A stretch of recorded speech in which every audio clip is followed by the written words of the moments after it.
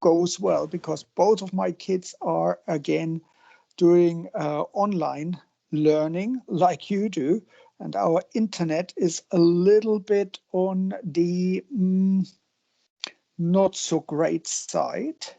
So hopefully everything works out. So in theory, you should be able to see my screen. Can you see my screen? And thank you very much to Bernardo for the link that he's posted. And I bet in a moment we will see the link again.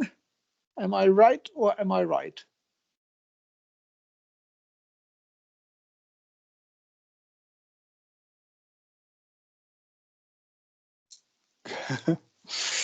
Good.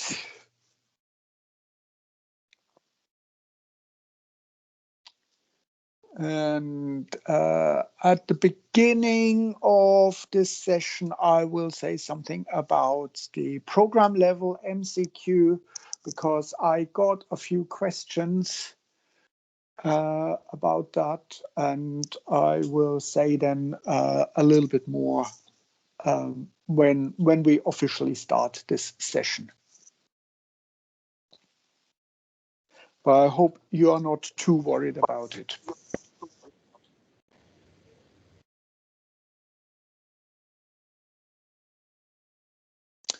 Yeah, I haven't put up the video for that yet because I had a few crashes.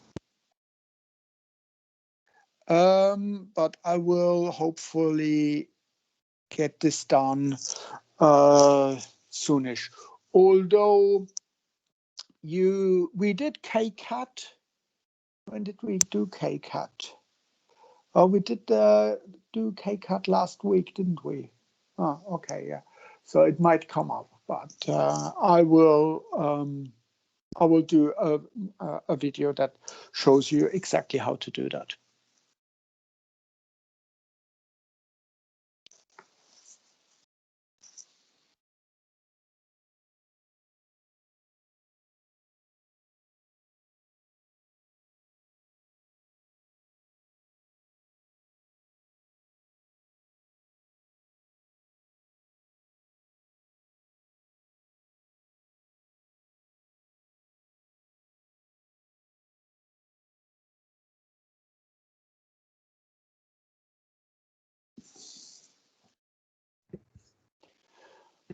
The title is supposed to say specific activity and how to find a Vmax. And I know that Daria is probably very, very happy about that because it's Vmax again.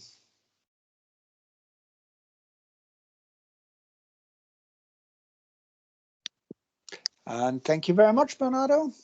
Here is the link to Moodle for the attendance register.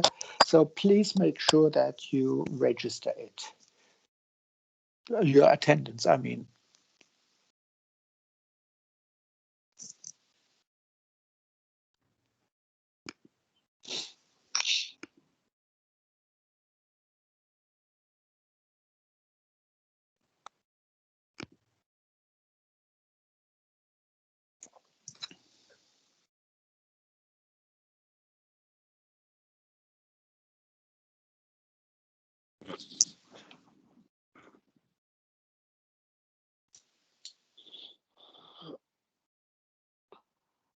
Thank you very much.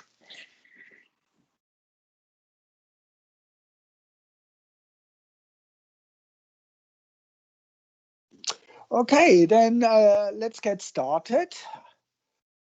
So that I think, yeah, we are right on time. So again, a very good morning to all of you. And I hope you're all well and keeping sane.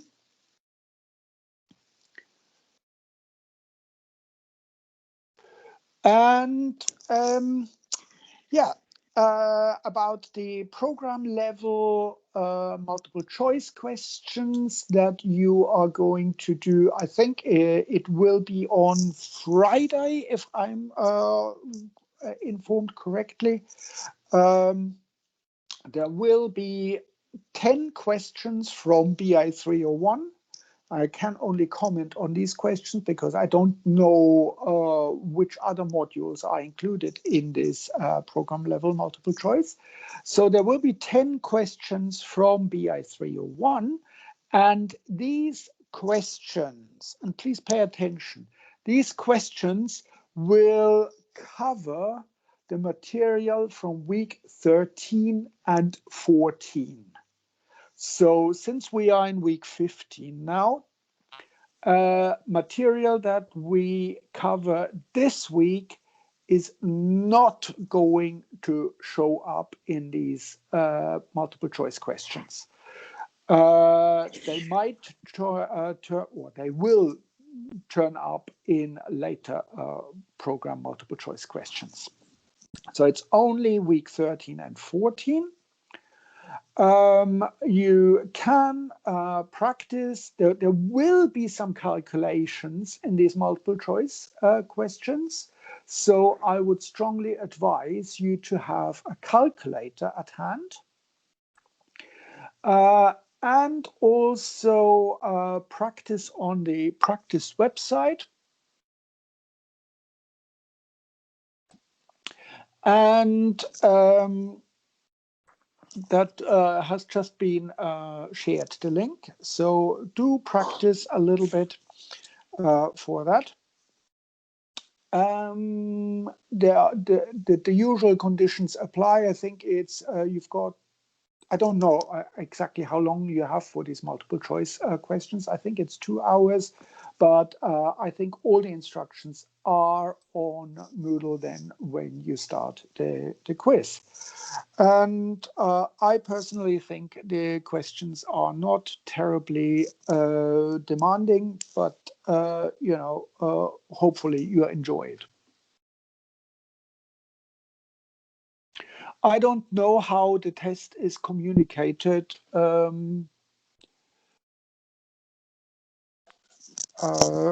So I'm not involved in that, and I'm not even involved in setting it up. People also ask me which videos they need to watch for the program quiz from this say again, Peter, from the playlist that I've shared, and my immediate reaction would be the right ones. You know what topics we have covered because you have attended the lectures or you have looked at the recording of the lectures, so you know what topics we have covered, and the videos on the playlist are sort of in almost chronological order. So look at these topics again if it is not absolutely clear what the concepts are.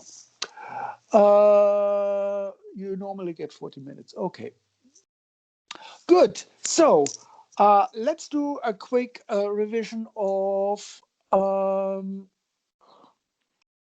what we have done in the last week. In the previous session, we discussed the Michaelis-Menten equation, and we said the Michaelis-Menten equation is V equals Vmax times the substrate concentration divided by Km plus the substrate concentration.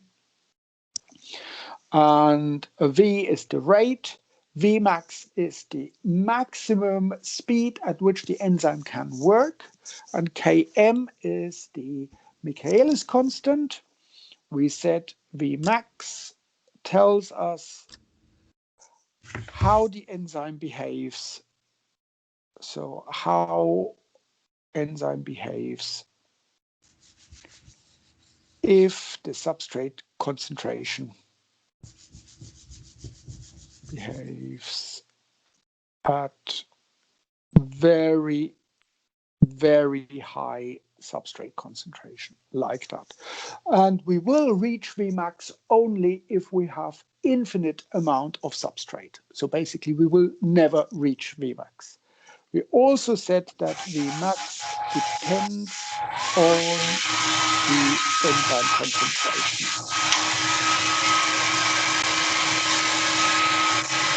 We said that Vmax over Km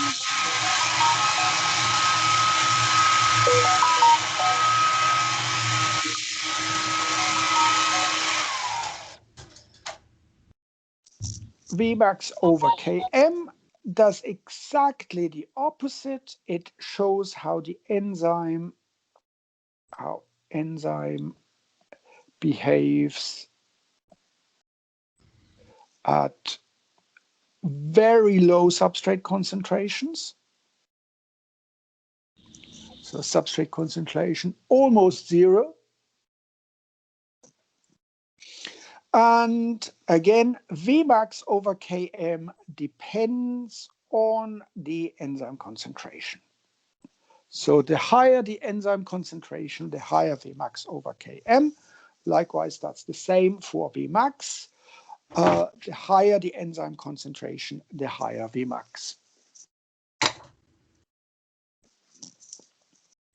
And we also set as the third parameter Km. This tells us the affinity of the enzyme,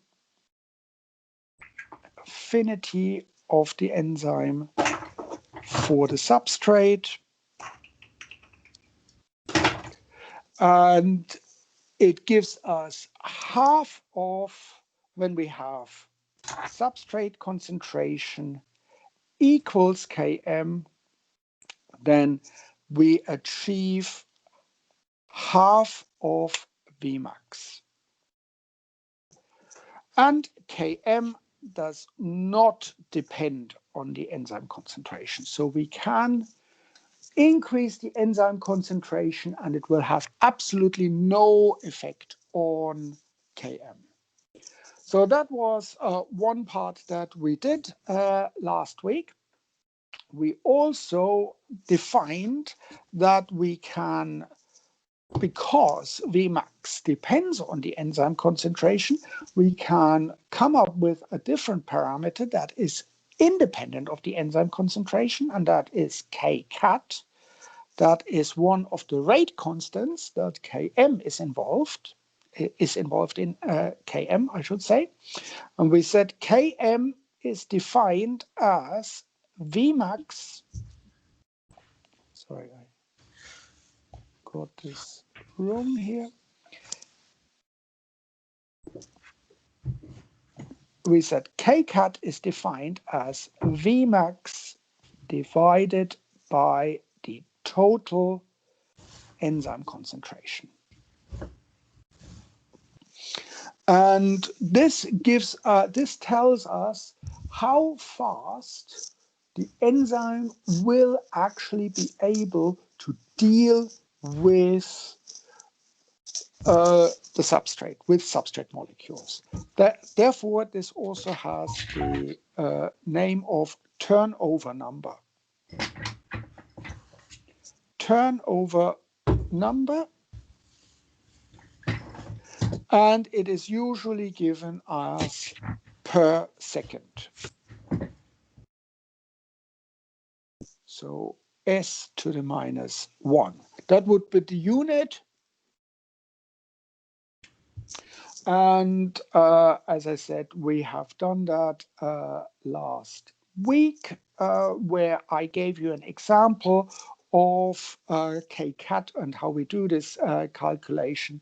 And we found a Kcat of, for this particular example, of 16,700 per second. Which is not an uncommon number. It basically tells you how much substrate molecules one molecule of enzyme can use.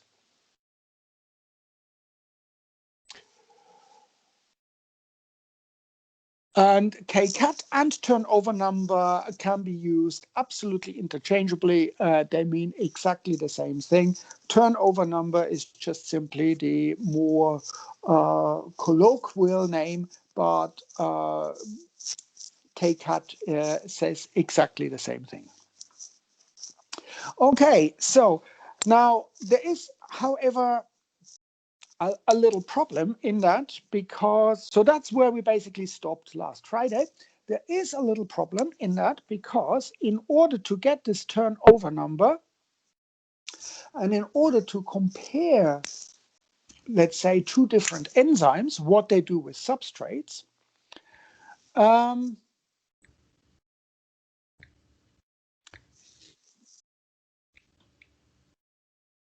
if we need to compare these things, we need to know the enzyme concentration, because the enzyme concentration is this part here that we need to include in this calculation. And therefore, we need to find enzyme concentration, but very often we don't have an enzyme concentration. And therefore, there is another expression that we can use in order to compare enzymes.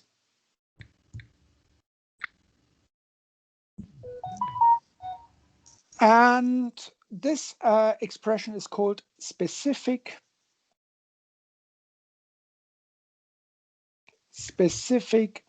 activity. What is specific activity?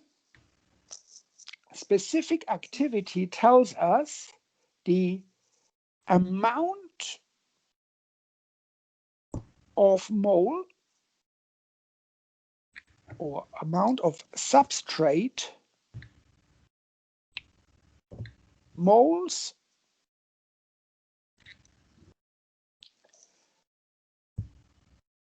per minute times milligram of enzyme. This is the standard form for the specific activity of an enzyme. Now, how are we going to do something with it? How can we calculate something like that? And I give you an example. Let's say we have Vmax, and our Vmax is, let's say, 100 micromolar per minute. Okay, that is our Vmax, and the reaction took place in 3 milliliter.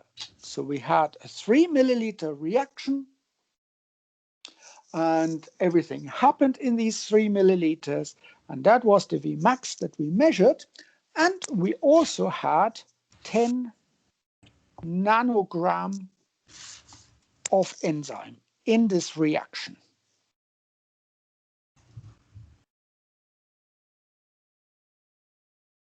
So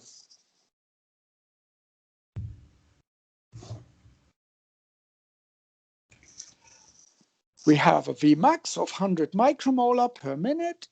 The reaction took place in 3 milliliter, and in these 3 milliliters we had 10 nanograms of the enzyme.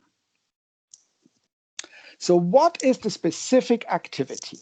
So first of all, we need to calculate the moles of substrate that we used. Moles of substrate. So your screen is not showing. Oh, thank you.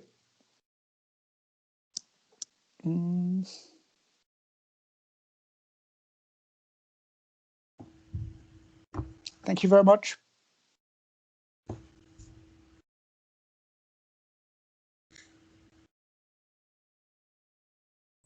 Are we back in business?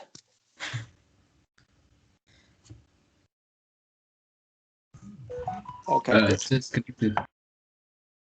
So moles of substrate per minute. That's the first thing that we need to do. So how do we find that? Well, do we have moles anywhere in our givens? Do we have moles as a unit?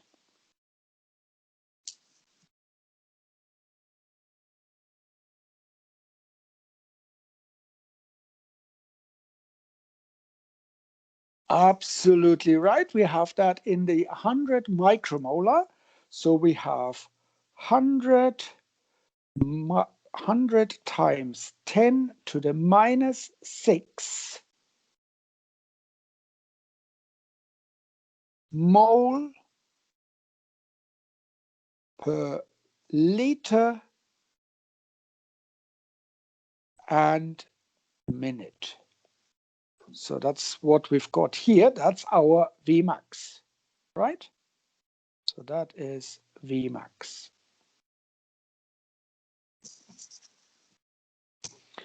And we want to get rid of the liter because we only want the mole per minute. So we multiply that with the volume in which we took this reaction. So that's 3 times 10 to the minus 3 liter.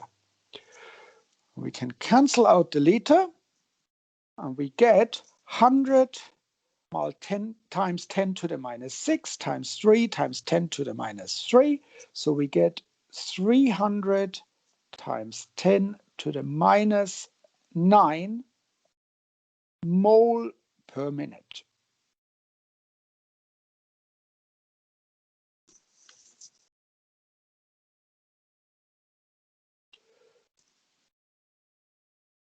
And that is 10 nanogram of enzyme. So that's the moles of substrate per minute. We have what is the amount of enzyme? So amount of enzyme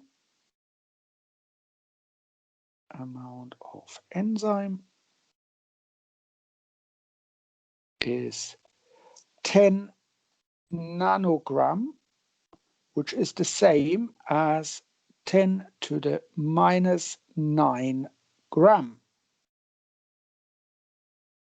So for the specific activity,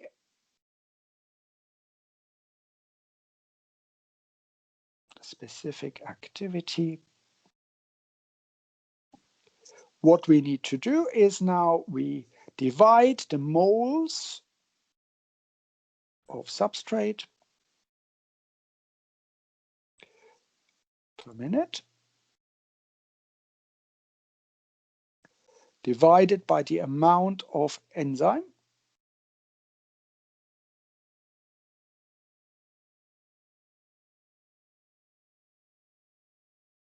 So we get 300 times 10 to the minus 9 mole divided by minute times 10 to the minus 9 gram of enzyme.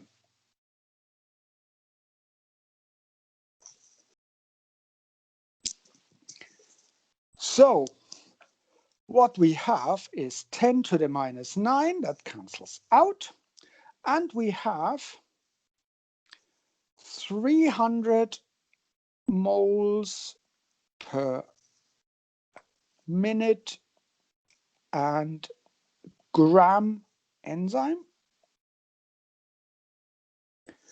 Or we can also use that in terms of milli.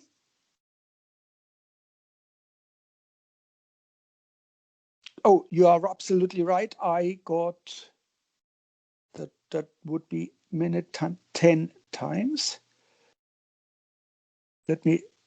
Sorry about that. Let me write this properly again. I made a mistake. Thank you very much for pointing that out. We have 300 times 10 to the minus 9 mole per minute times 10 times 10 to the minus 9 gram of enzyme. You're absolutely right. So we can calculate the 10 to the minus 9. We can get rid of that. We can do that. And we get 30. Now it's right. 30 moles per minute and gram of enzyme.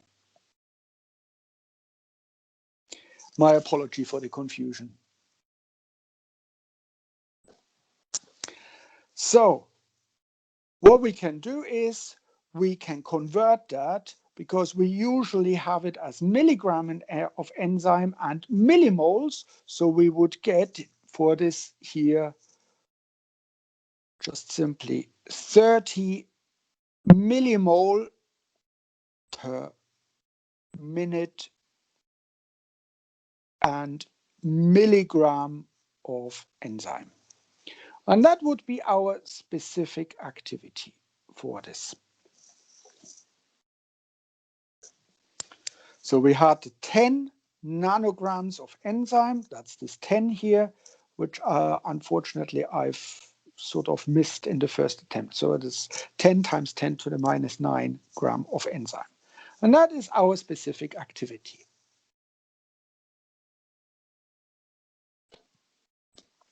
And the reason why we use millimole is just simply because everybody is used to that.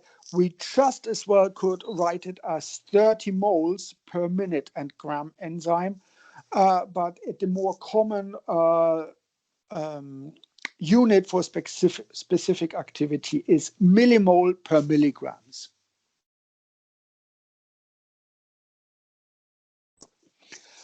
So that's what we get here, and I hope I have not made another mistake in this calculation. So that's how you calculate the specific activity. And on the practice calculation website and on the playlist, there are examples how you can calculate specific activity. So now the next problem, of course, is how on earth are we going to find Vmax?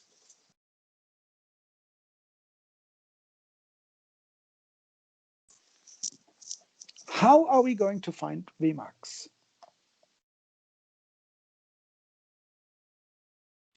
How to find Vmax? Because, of course,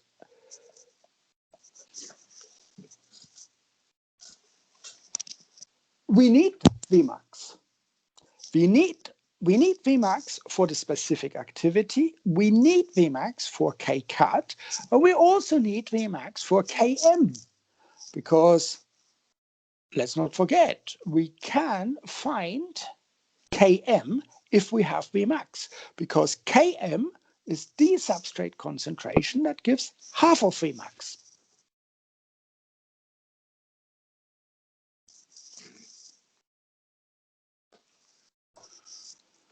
Right, so how do we find Vmax? Now, I showed you last week, we can do a simple Michaelis-Menten plot, where we plot V versus the substrate concentration, and we get something like that, right? And we get, for example, this point here, and let's say if this is 100 micromolar per minute, then we would say this is probably a very good estimate for Vmax. Although we will never, technically, we will never reach Vmax, only if our substrate concentration is infinite. Only if S is incredibly large, we will reach Vmax. But if we've got something like that, we probably can say, right, Vmax is here 100 micromolar per minute. And therefore, if we've got the Vmax, we can calculate kcat. We can probably find Km. Km would be half of Vmax, so that would be 50 micromolar per minute. And it would be the corresponding substrate concentration that gives us this half of Vmax. So, in theory, Vmax should not be terribly difficult to find. In practice, here's a problem for you. Let's say we have a Michaelis-Menten plot. We have our rate and we have the substrate concentration. And we do measurements like we just did.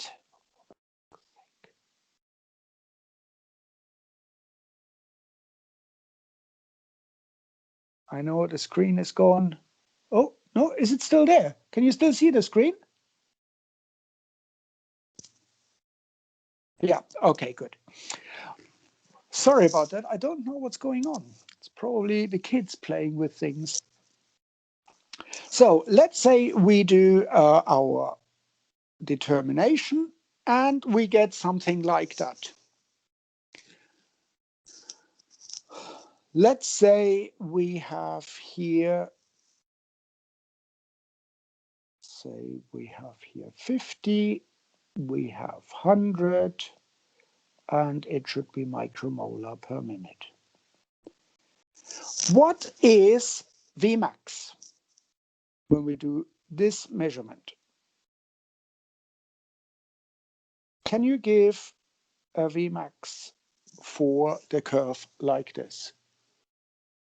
It must have a Vmax. Every enzyme has a Vmax.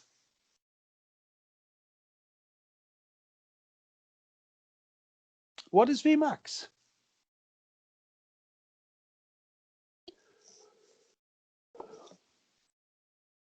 Well, surely it will plateau.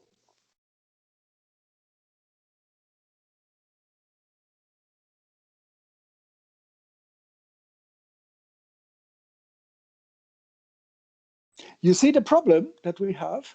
It could very well be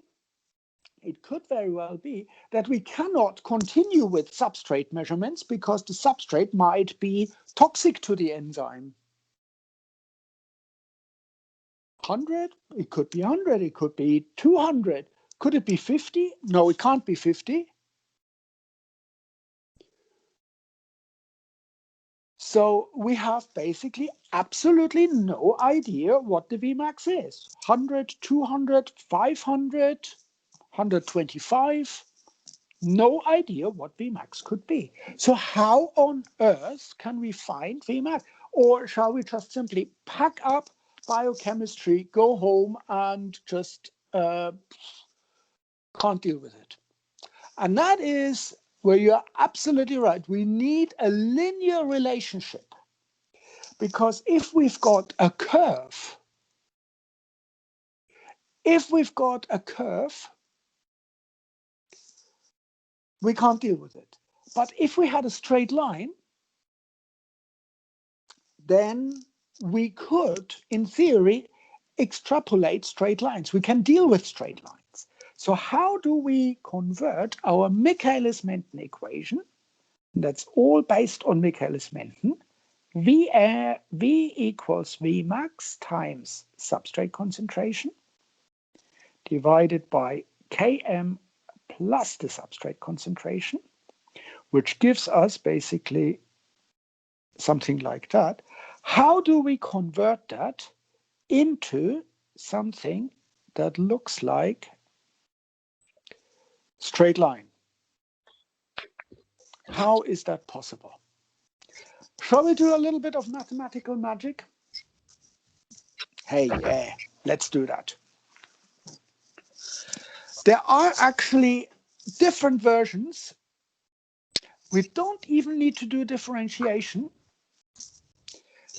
There are different versions, there are different ways of dealing that. One of the things is, and that is exactly the plan, we want to convert that into something that reads y equals mx plus c.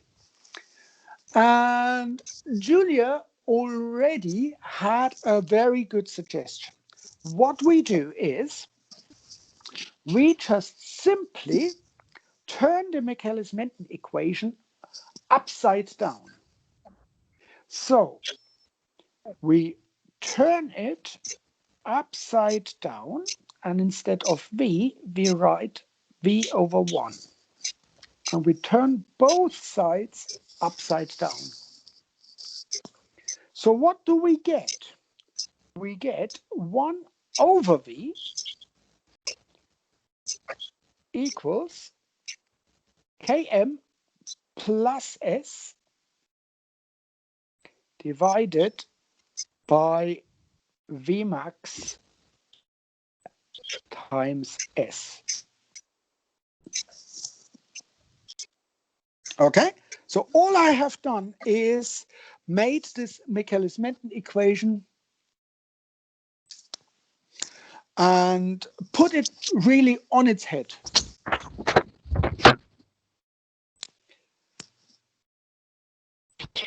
But how does that help us? Well, let's see what we can do with that. We can break up this fraction, and that's just simple basic maths. We can say 1 over v equals Km over Vmax times 1 over S. Okay, so that's the first part here. That's this part. Plus S over Vmax times S. Okay, so what do we get?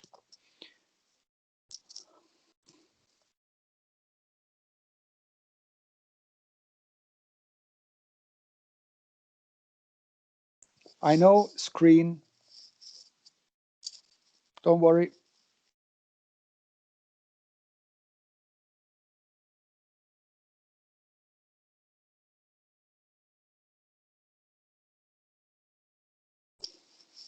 That's really annoying. Screen should be back. Screen back. Yeah, good. So I have no idea what's going on. Sorry, guys.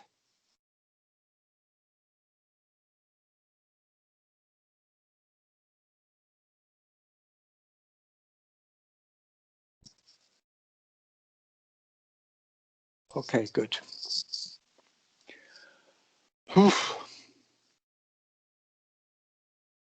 No, it's not sending you a message.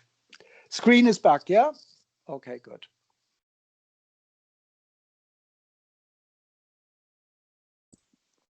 Okay, so what do we get when we do that? We have 1 over v equals Km over Vmax times 1 over S plus, and I can cancel out the S here, 1 over Vmax.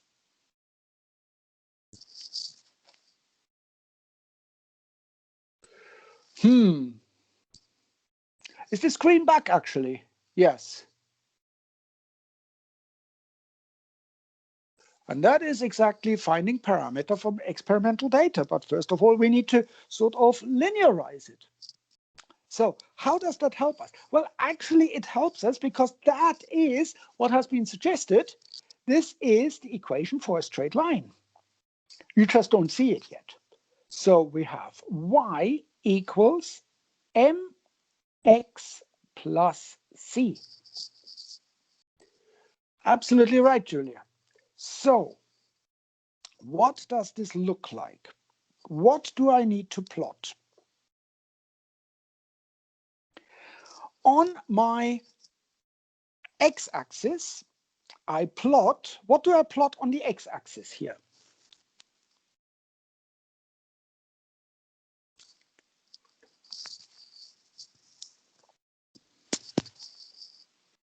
What do I plot on the x-axis? Absolutely right. I plot 1 over the substrate concentration, 1 over S. And therefore, the units would be 1 over, let's say, micromolar. So it's 1 over. Everything is 1 over. Now, on the y-axis, yes, I know, screen. I think I need to go to the other iPad, because that seems to be more stable. Yeah.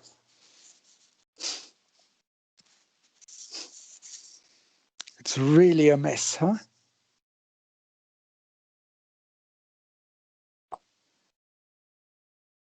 I can only apologize.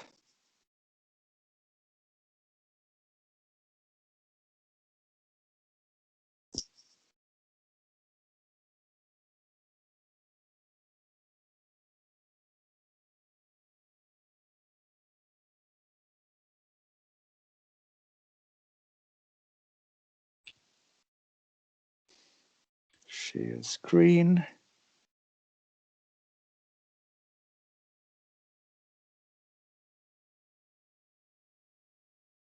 And we are here. Okay, good.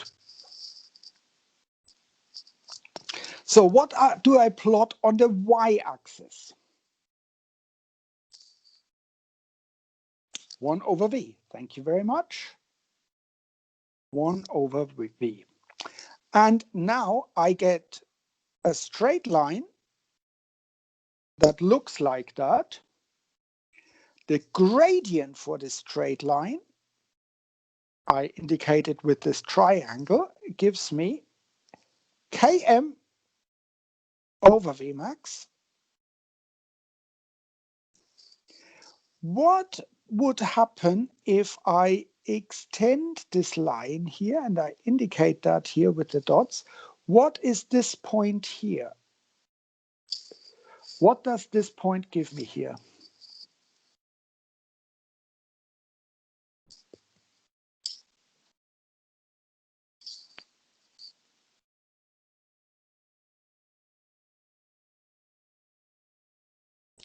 Let's see. And Peter got it absolutely right. This point here, that's the y-intercept. That's the y-intercept. And this point here gives us 1 over Vmax. Hey, wait a moment. 1 over Vmax. So if we find 1 over Vmax, then it's very easy to find Vmax. So Vmax is nothing else but 1 over Vmax. A few second-year students have actually struggled quite badly with this concept. If you've got 1 over Vmax, how do you find Vmax? Well, you just simply take it 1 over the whole thing. So this intercept here gives us 1 over Vmax, and we can find that just simply by extending this line. Let me just quickly draw it again. 1 over V, 1 over S, because there's another cool feature. And let me draw it like that. So the gradient is Km over Vmax. I extend that. This point here, is 1 over Vmax. And this point here, the x-intercept, is negative 1 over Km. So with this kind of linearization, we find 1 over Vmax, we find 1 over Km, and we find 1 over Vmax over Km. So everything is 1 over. And these are the three parameters that we are really interested when we are looking at enzymes. Vmax over Km, how the enzyme behaves at very low substrate. Vmax, how the enzyme behaves at very high substrate. Km, how the enzyme behaves, what the affinity of the enzyme is. This transformation, this is called a Lineweaver-Burke plot.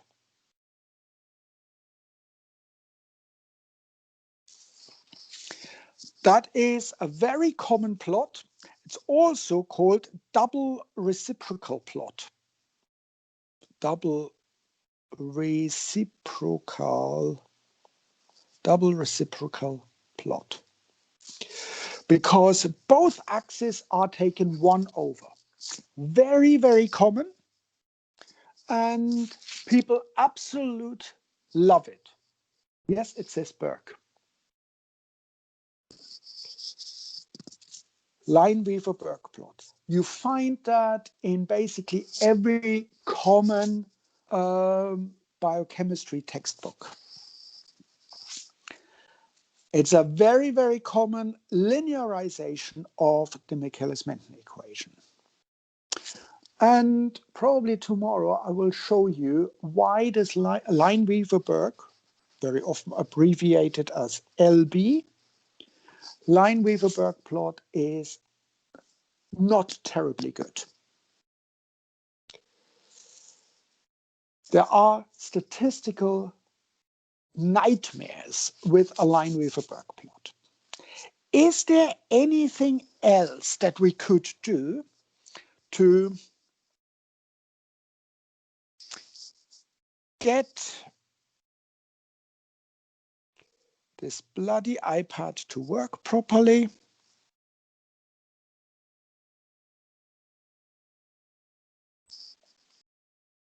Is there anything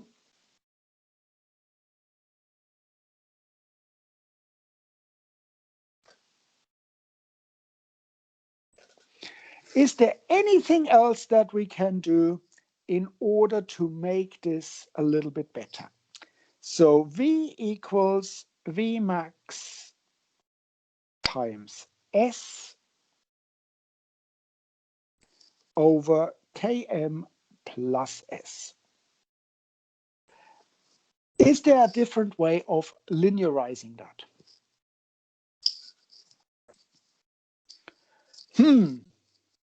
Obviously there is. Let's do a little bit of rearranging the whole thing.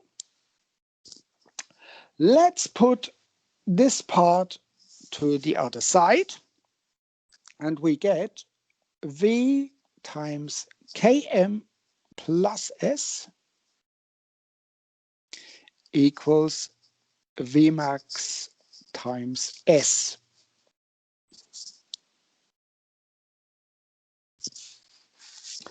And what we can do now is we just simply multiply this V into the bracket. So we get VKM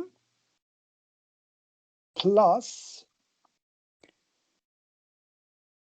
V times S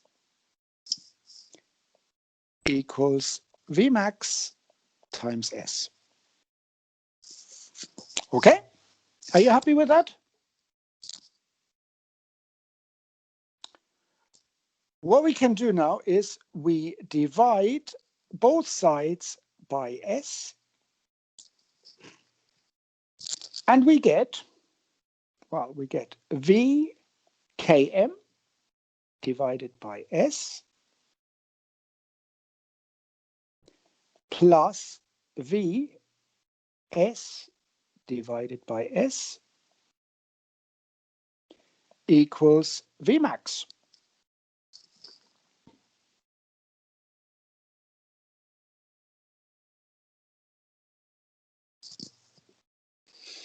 Okay, so what have we gained? Well, let's just simply bring that to the other side, and we have Now, I think the problem is my iPad. I think it just simply needs restarting.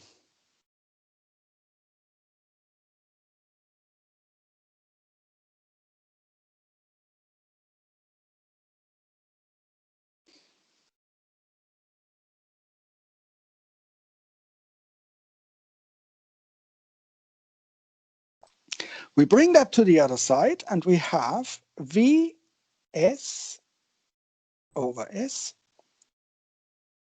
equals Vmax minus Km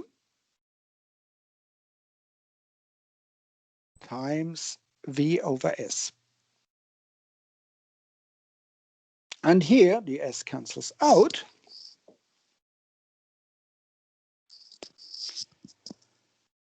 And we get V equals Vmax minus Km times V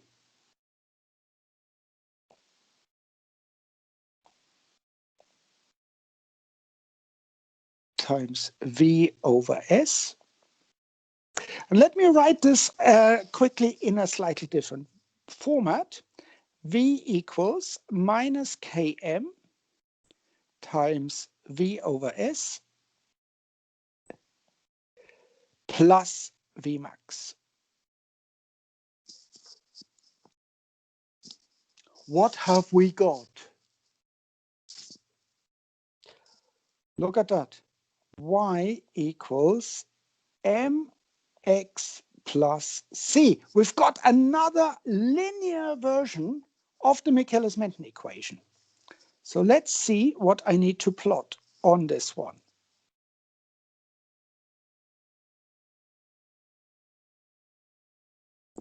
So on the y-axis, all I need to plot is v. That's easy. That's not a big deal. What do I plot on the x-axis?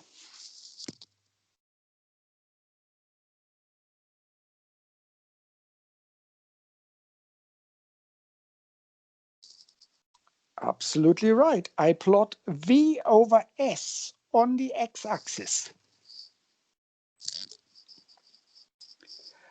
And what I now get is, I get something like that. I get a line like that. It goes down because my m is negative Km.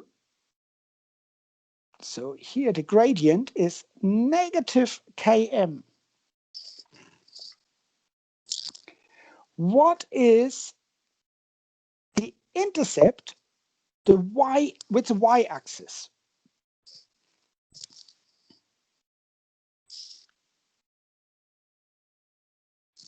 Absolutely right. This point here gives me Vmax. And actually, if you extend this line here, this point here gives me Vmax over Km.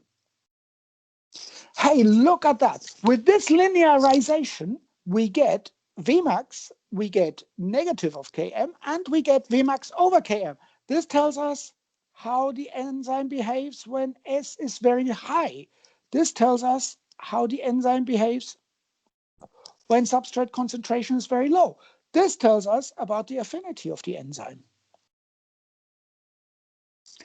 So with this linearization, we get everything sort of served on a silver platter without having to worry about 1 over. So this is an absolutely brilliant linearization. This is actually called an eddy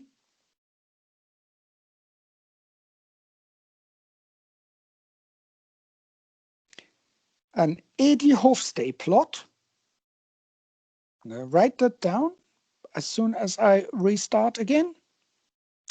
This is called an eddy Hofstee Michaelis-Menten plot. And it is far superior. It is far superior to a line with a Burke plot. Why and what you can do with it, I show you tomorrow. I apologize for the glitches with the screen. I'll try to sort it out, and I will look into the whiteboard function. So thank you very much for watching, and again, my apologies. Do you need to know how you get to these plots? The answer is no, you don't need to do the transformations yourself, but you need to know what to plot in each case, just in case people are wondering. And tomorrow I will show you how we can actually use these plots to get something useful out of it. So thank you very much, and I shall see you tomorrow. Don't forget, we have tomorrow another enzyme session that should be in your timetable, but I will send out the link, the Teams link, as a reminder later on. Take care, enjoy the rest of the day, and don't do anything I wouldn't do. Bye-bye.